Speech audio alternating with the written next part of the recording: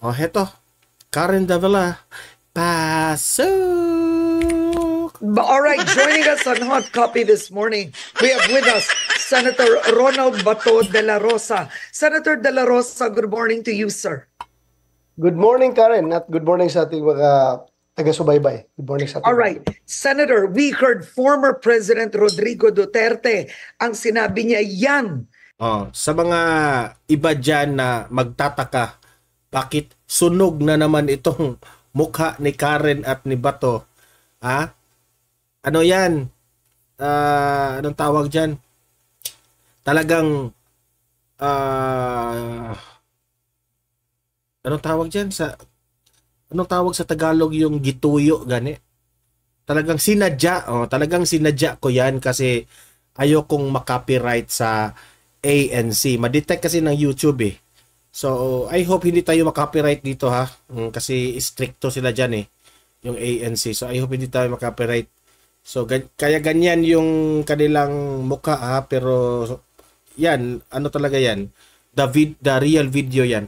Si Bato de la Rosa, senador ngayon, he mentioned that dati kang miyembro ng death squad. So let me ask you this first. Ito namang si Karen. Until now, you don't know former President Duterte? Diba? Si former President Duterte, he is just trying to exaggerate the matter. By doing that, kilala natin si former President Duterte. Sometimes, idadaan niya yan in a sarcastic way para you will draw attention. Pero hindi yan totoong literal na yan, ganyan talaga. Were you ever a member of the Davao Death Squad? I have been hunting kung sino yung mga death squad na yan.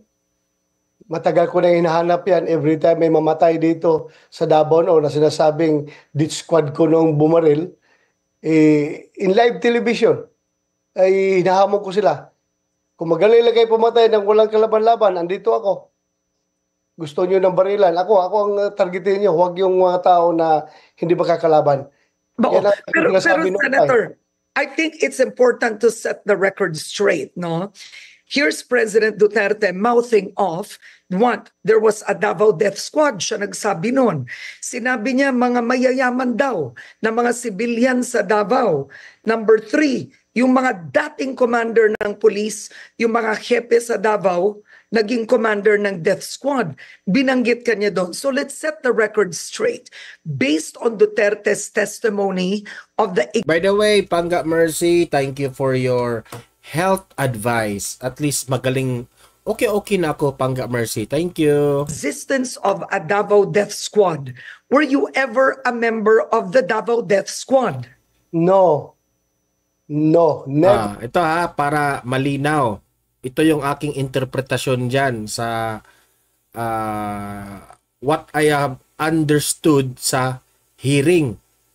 Ang ibig sabihin ni Tatay Digong sa Davao Death Squad na yan, yung mga kapulisan mismo o yung mga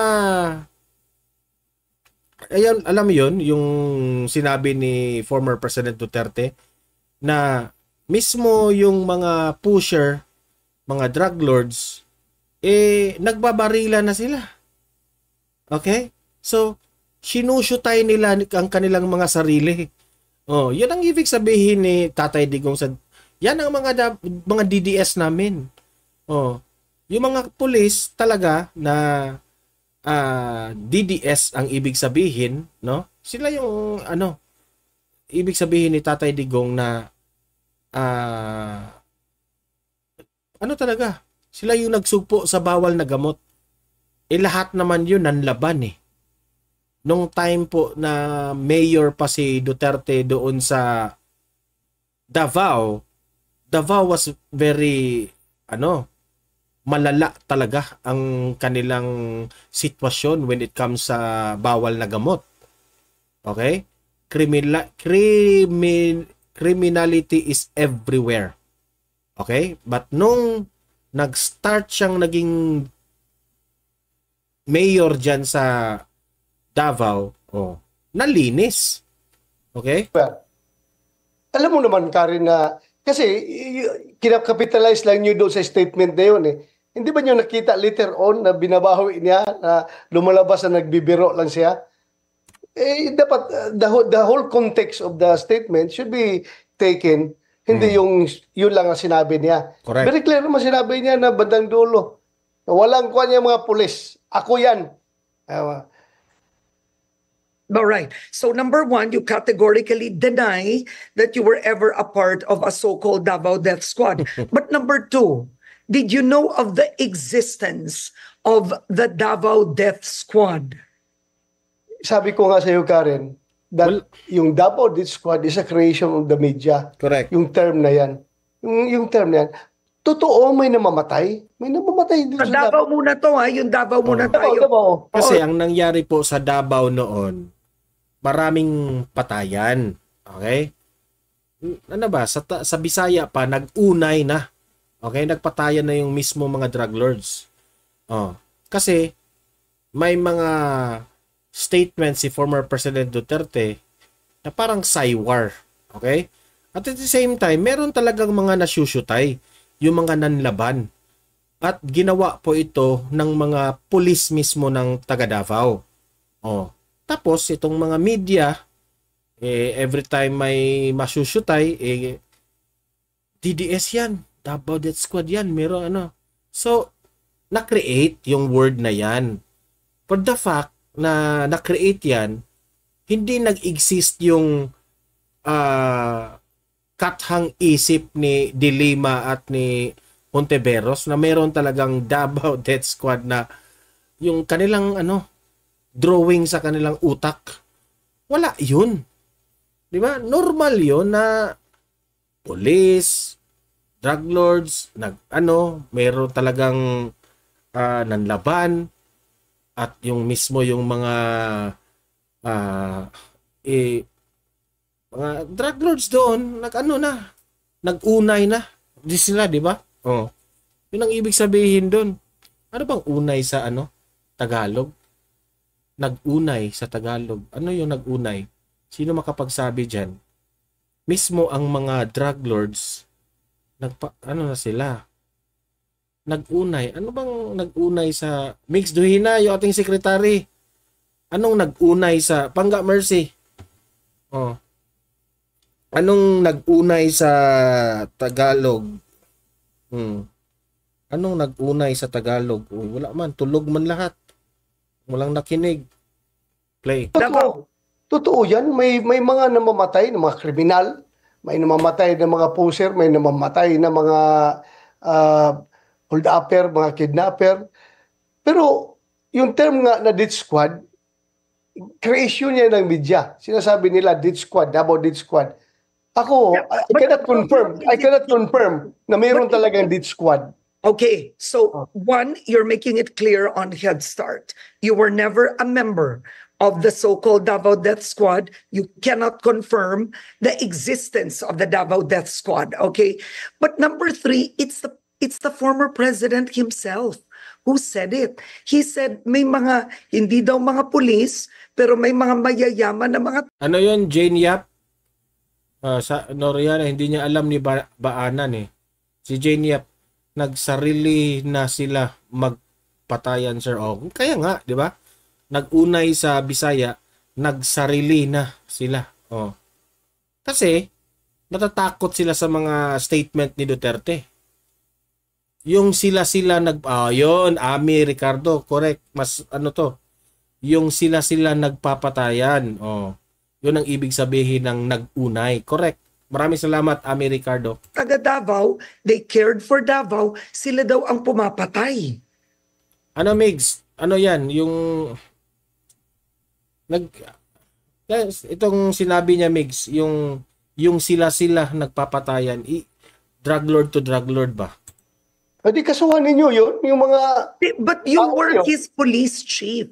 So, tanong ko, you were the police chief of Duterte even when he was mayor in Davao. So, ang tanong ko, what was the former president saying? Ano yun, sir? Invento? Is he a storyteller? Ano yun? You can't say it's a joke. It's either a lie or the truth. Ano po yun? Ay, para ba? Iba pala dito sa amin Migs Dohina. Ang mga hindi niyo kilala si President Duterte na magaling niya gumamit ng mga words. Correct. Dapat kung ito interpretation of what he has Alam said. ko sa totoo, no? I will try to analyze this interview. Alam ni Karen Davila kung ano ang ugali ni Duterte. But walang choice si Karen Davila. Kasi itong mga ganitong interview, meron itong mga script writer. So siyempre babasahin rin ni Karen Davila yung script. Walang choice si Karen. Karen Davila has to question still ni Bato de la Rosa kahit alam niya para sa taong bayan. Kasi pinapalabas ng alam niyo na fair sila magtanong, di ba? Kahit alam nila, itatanong pa rin nila. During the Senate hearing is subjective. Kung ako ang tanungin mo si General Gamboa, tanungin mo si General Danao, yung mga dumaan na chief of police dito.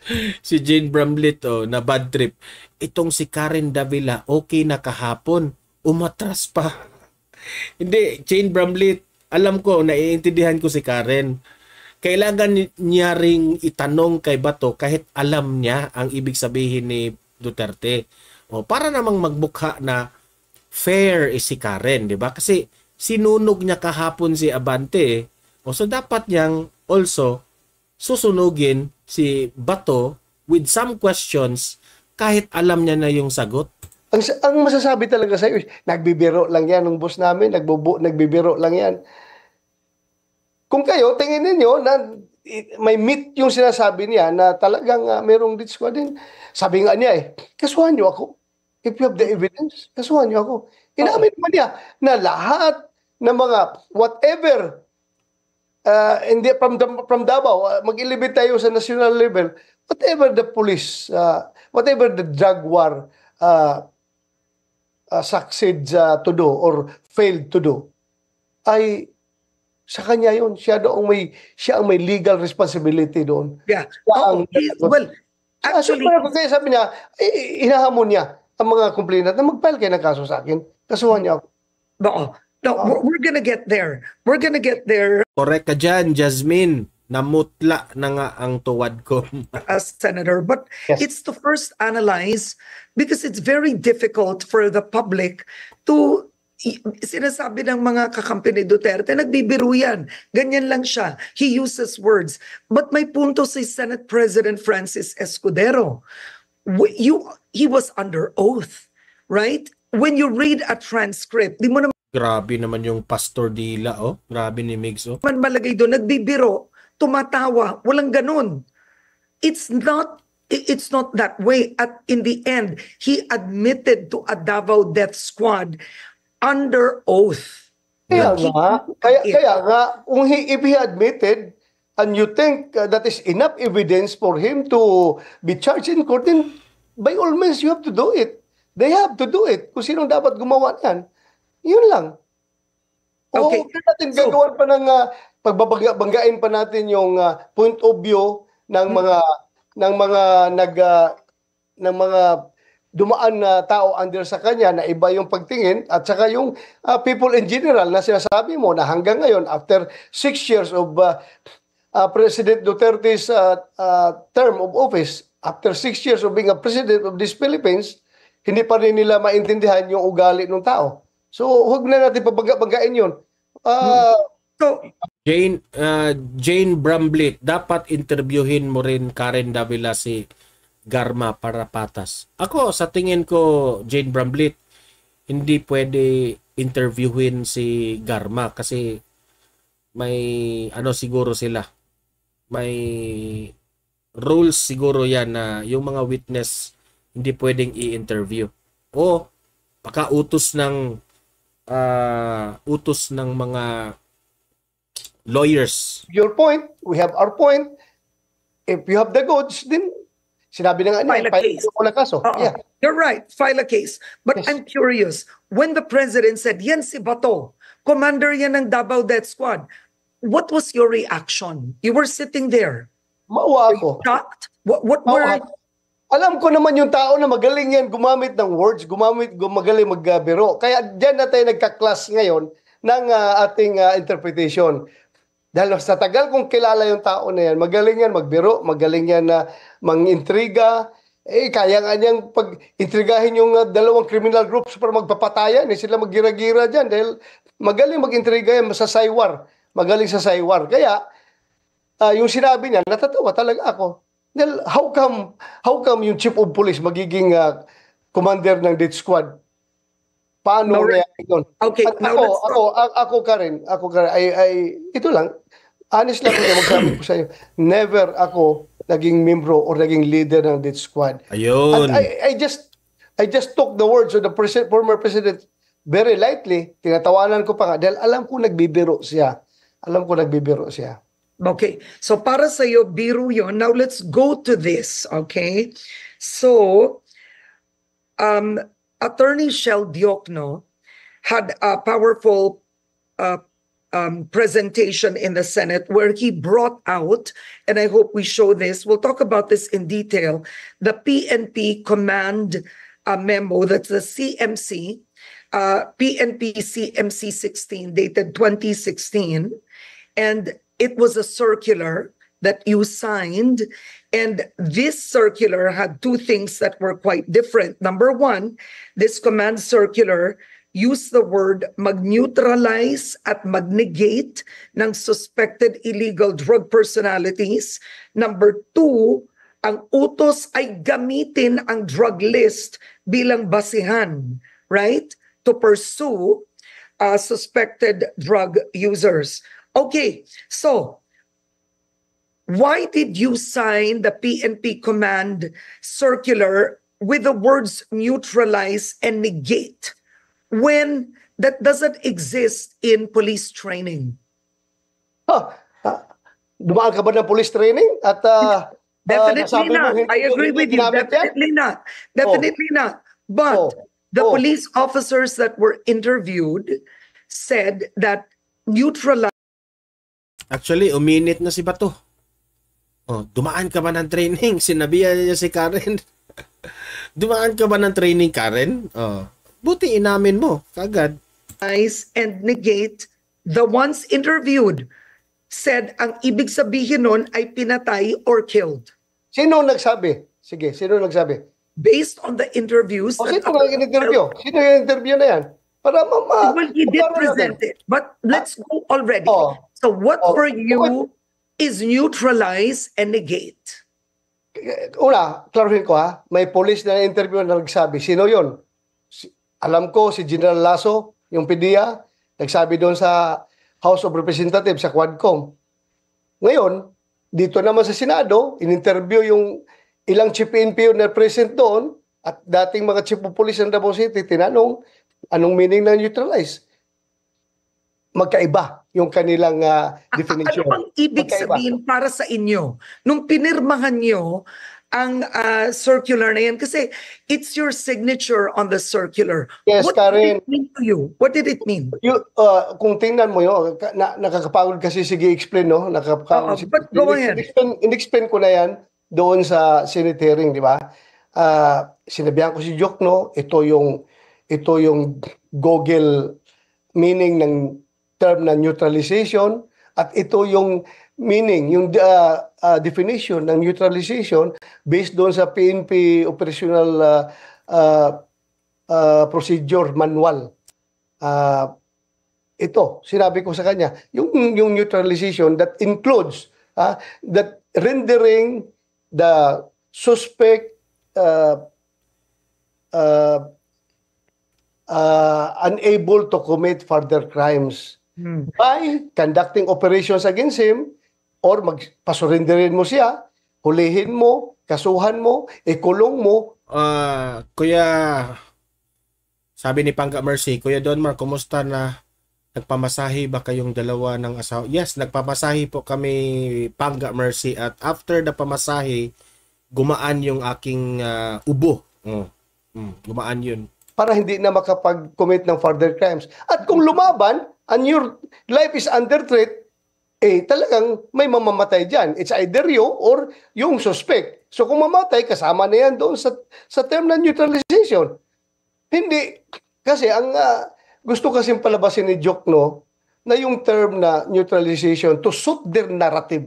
Alam mo na kung anong narrative na gusto na. Puro patay, patay, patay, patay. Gusto na pag sinabing neutralize, patay ka agad. To suit their narratives. But my God, why are you, Mr. Jokno, you are from outside of the PNP. Why do we let you, hayaan namin kayo mag-interpret sa term na ginagamit namin, na kami naman dito within the PNP ang gumagamit ng term na yan. At Karen, kung ang purpose yan is to kill, bakit hindi na lang nilagay sa memorandum circular to kill everyone? To kill, kill, kill. Bakit neutralize gamitin na term? Because ang neutralize, meaning hulihin mo o pasurindirin mo para hindi na sila makakommit ng further crimes. Diyan kasi sila nagtatalo dyan sa yung terminology ng neutralize, di ba? Kasi itong si Jokno, naggaling-galingan itong si Jokno ilang beses ng kumandidato pero talo, inidoro pa rin. Tapos pa-bright na attorney, pagaling-galingan sa Senado, yung neutralize na terminologies na ibig niyang sabihin. Diba? May iba silang meaning saan naman tayo dapat maniniwala? Dapat maniniwala tayo kay Bato kasi siya yung may karapat dapat na mag-explain kung ano yung neutralize sa terminologies ng mga PNP. Di ba? Jokno, wag ka na, hindi ka na relevant ngayon. Hindi yung puro patay-patay na lang. Kung gusto ko palang patayin, bakit pa ako gagawa ng memorandum circular na mag-incriminate sa aking sarili? Ganun ba ako kagago? Do you think ganun ako katanga na gagawa ko ng memorandum circular na self-incriminating? Bakit pwede ko naman i-text yung mga tao na patayin nyo? O bulungan ko, patayin nyo? Para walang ebidensya. Bakit gagawa pa ako ng dokumento na magiging ebidensya para laban sa... Good morning, Mary Jane Focas. Sa akin, ganun ba katanga ang PNP?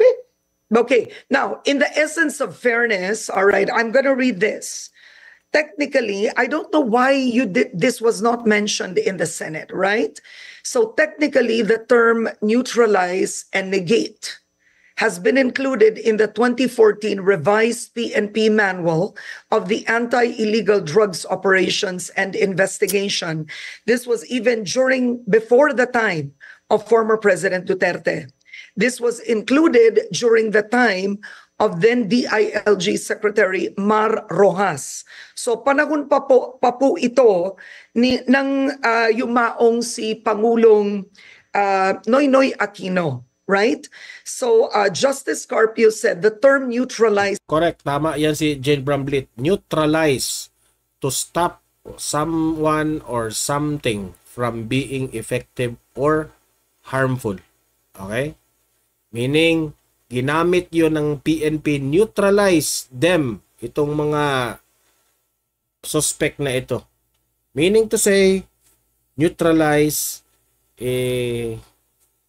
i-stop yung kanilang mga ginagawa. Dahil lumalala na yun at that time Pero ayon kay Jokno, para sa kanya, yung neutralize raw, patayan-patayan na kaagad.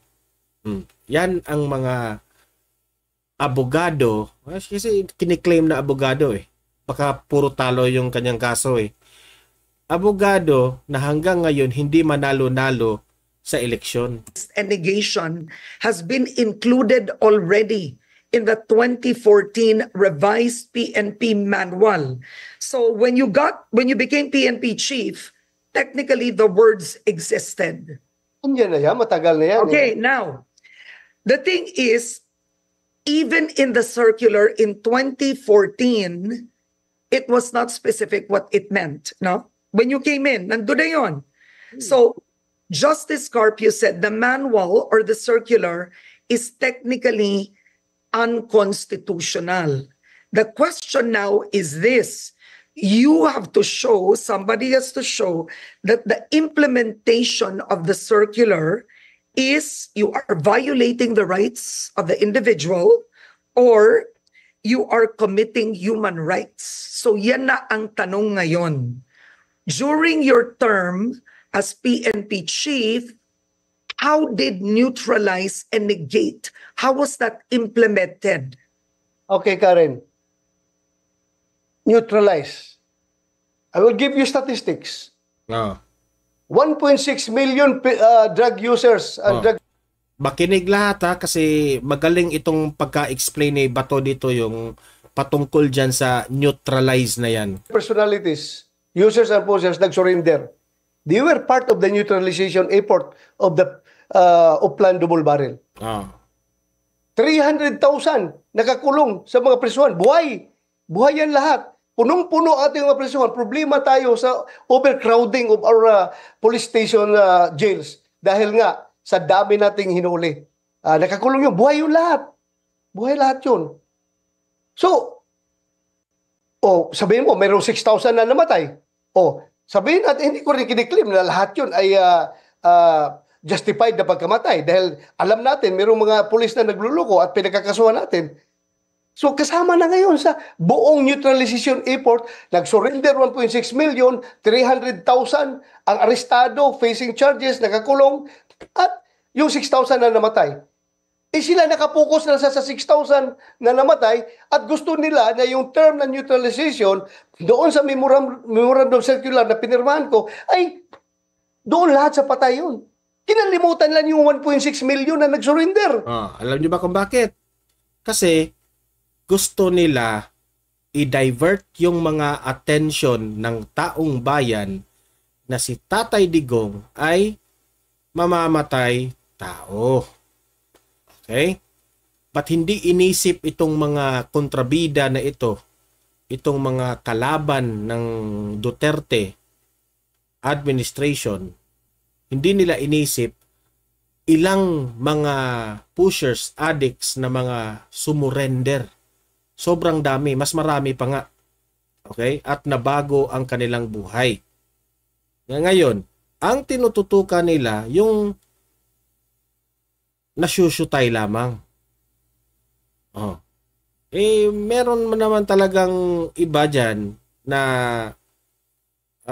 nasyutay dahil nga hindi naman perpekto ang kapulisan natin. So, merong mga yung 6,000 na sabi nila na nasyutay. I think yung iba dyan nanlaban yan. Okay? Pero not all. Sila Hontiveros lang ang gusto nilang iparating sa taong bayan na si Duterte po ay ganyan kasama. Kinalimutan nila yung 300,000 na arrested, buhay, nakakulong sa prisuhan. Correct. Because they want Mirna Magno, hello po. everything to suit to their narrative na the drug war is very bad. Very bad. Tanungin natin yung Oy, H. Liza, bakit ngayon ka lang? 1.6 million na nag-surrender. Kung kumusta na buhay nila ngayon, marami nagpapasalamat. Correct. Maglalakad ako sa kalsada. Daming former addict, mga tricycle driver, lalapit sa akin, Sir, salamat sa iyong tukhang. Kung wala yung tukhang, wala na ako ngayon. Patay na ako siguro dahil overdose ako sa droga. Ngayon, sir, mataba na ako, mag-healthy na ako dahil kuminto na ako sa droga. Reform Alright. na.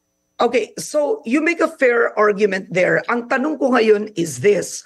Former President Duterte in the Senate said, okay, is he even encouraged police officers, alam nyo, pilitin yung manlaban. Pilitin yung lumaban.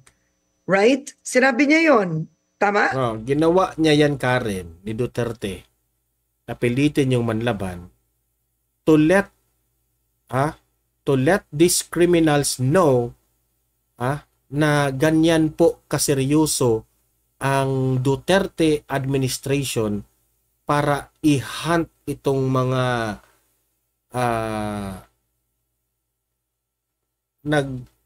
nagbebenta.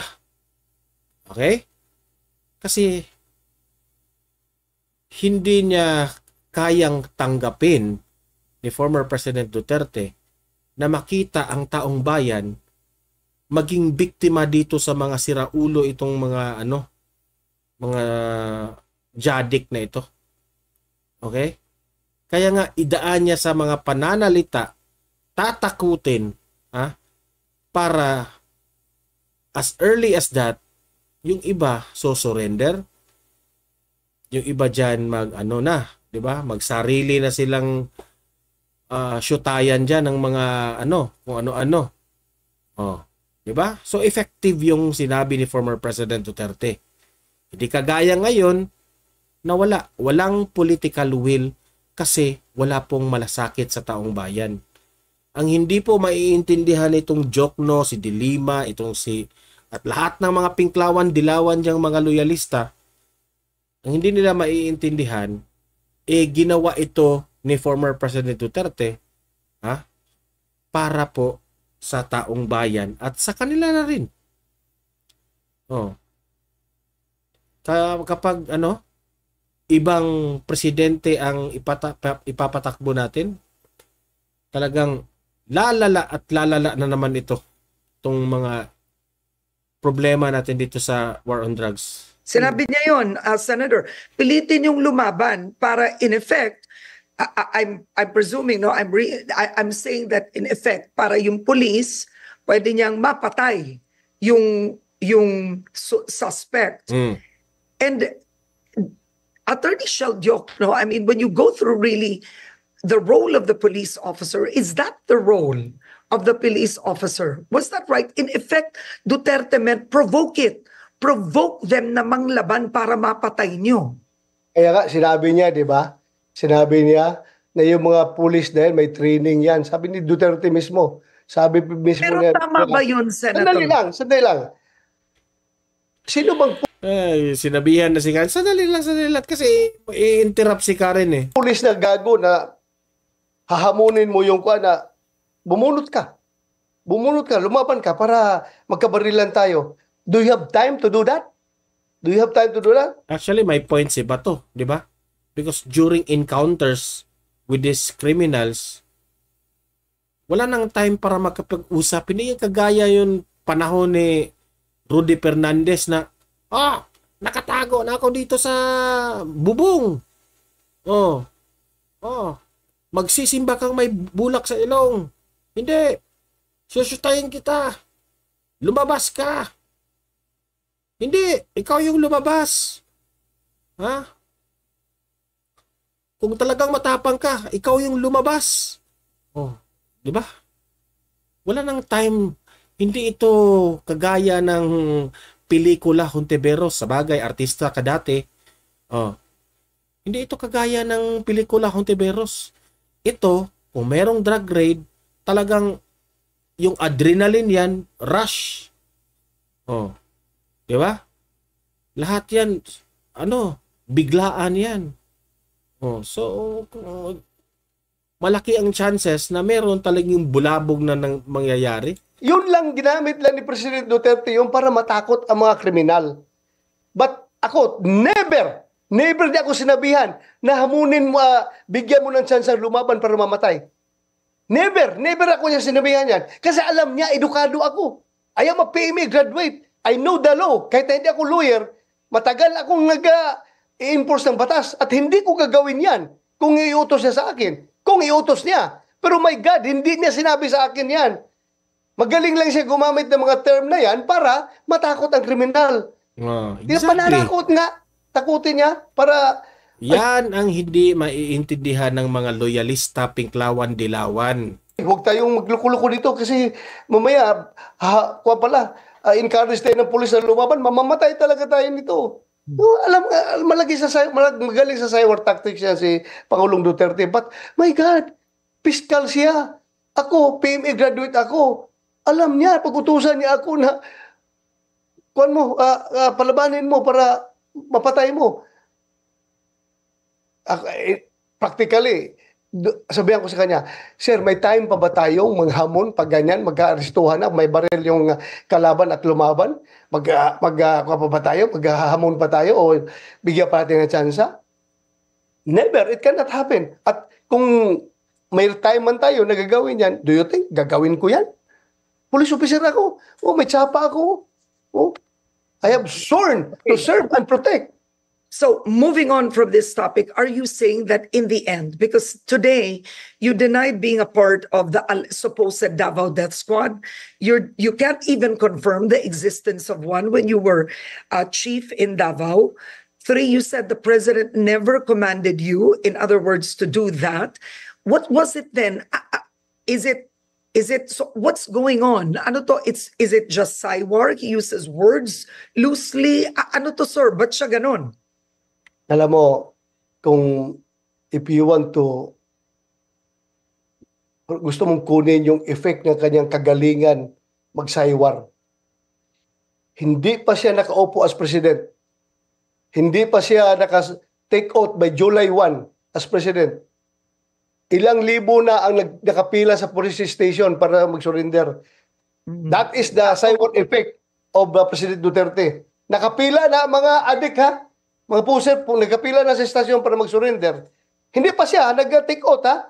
Hindi pa siya naging presidente. That is the Saywar effect dahil magaling siya manakot ng tao. And yung sabi mo na I am instructing the police to encourage the criminals to fight it out para mamatay yung police, mamatay yung criminal, that is part of his Saywar tactics. Kaya nga, nag-surrender ang marami. Pero kung sabihin mo na sinabihan ako, I can tell you frankly, never ako sinabihan na palabanin mo. Wala. Sa kanya, sinasabi lang niya yan sa media para to spread the message, to send the message down the spine of these criminals na mamamatay kayo kapag lumaban kayo sa police. Yun ang ganyan. Now, the message. Yeah, so we don't have enough time, but I wanted to ask you, Senator, you have 2 representatives from the Quadcom, Representative Abante and Representative Fernandez, who say that you and Senator Bongo should have inhibited. You should have inhibited, and they said this is a quote, both of you neither had the decency to inhibit yourselves. You acted as a senator suspect during the hearing. What is your reaction to that? Number 1, Karen, yung mga tao, hindi lang si Dan Fernandez, si Congressman Abante, yung mga tao na gustong mag-inhibit ako from the hearing, yan yung mga tao na ayaw lumabas ang katotohanan. Ayaw lumabas ang katotohanan, gusto nila na ma-perpetuate kung ano man yung mga lies na pinupropagate doon sa Quadcom ay hindi ma-debunk pagdating dito sa parallel investigation na ginagawa ng Senado. Kasi sigurado ko, I am 100% sure, lahat na nag-akusa sa akin dyan sa House of Representatives, sa Quadcom, pagdating dito sa Senado, I can easily debunk them because I know the truth. I don't have to prepare for any interpolation because I know the truth can come out naturally. Hindi ako mag-prepare, hindi ako kagaya nila na mag-assign ng, ikaw, ito sabihin mo, ito yung i-confirm ito sinabi ni Garma na ganito. Kasi si Colonel Juan, ito rin ang i-confirm niya. Kasi lahat ng paragraph, may mga pangalan na ng pulis doon na nakasulat kung sinong mag-confirm nito dapat. So yan ang halatang scripted. Kung decency ang pag-uusapan natin, Karen, I think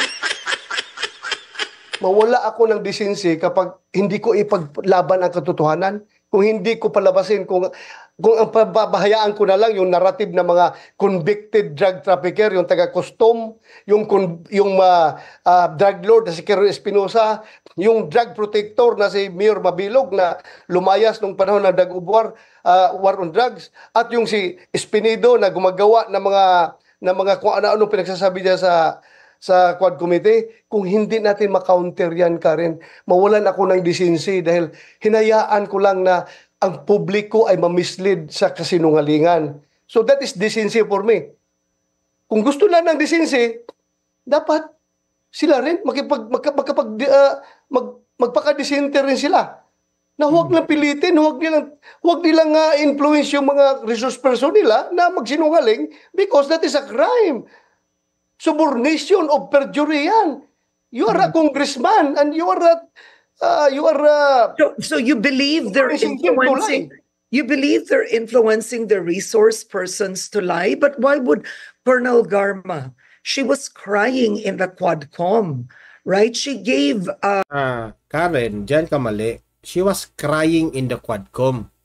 Pero hindi mo inanalyze ang kanyang body language. If that, yung pag-iyak-iyak niya, yun po ba ay tunay? Kasi wala nga ako nakikitang luha eh. Yung kanyang binasa, hindi po congruent sa pag-iyak niya. Kasi yung binasa niya, hindi naman nakakaiyak, pero bakit umiiyak siya?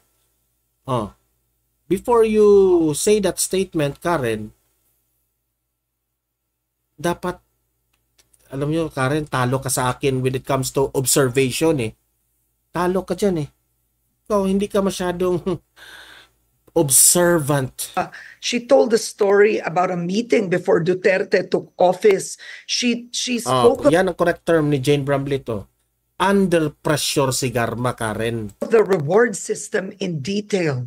Ba't magsisinungaling yun, sir? Ay, tanungin mo si Garma. Tanungin mo si Garma. Tanungin mo si So Garma. what would be her motivation to lie? Of course, she wouldn't be lying. That's what she would say. But why? Why? Nakita mo nung una, hindi niya inaamin, di ba? But later on, umamin siya at umiiyak pa. So, hindi ba halata na under duress yung tao na nagsasabi doon sa Quadcom? Bakit iiyak ka kung totoo yung sinasabi mo? Bakit parang naiihi ka na natatai ka habang sinasabi mo yung